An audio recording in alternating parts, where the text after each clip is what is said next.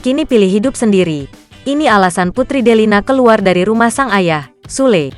Hal tersebut disampaikan dalam video yang diunggah di YouTube Sule Channel, Jumat, tanggal 30 April tahun 2021. Dalam momen itu, Sule berkesempatan untuk mengobrol dengan anak keduanya, Putri Delina. Lantas ia menyinggung soal keputusan sang putri yang memilih hidup sendiri. Pelantun lagu Menahan Rasa Sakit itu juga mengungkapkan alasannya keluar dari rumah Sule. Putri Delina mengaku ingin lebih produktif dalam membuat konten YouTube. Tak hanya itu, ia juga mengaku ingin memanfaatkan fasilitas yang telah diberikan sang ayah, yakni rumah baru.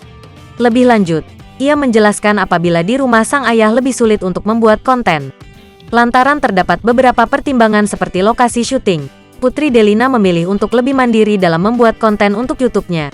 Selain itu, ia juga merasa kurang nyaman apabila harus membawa teman ke rumah Sule. Meski begitu, Putri Delina merasa sedih saat memutuskan untuk keluar dari rumah Sule.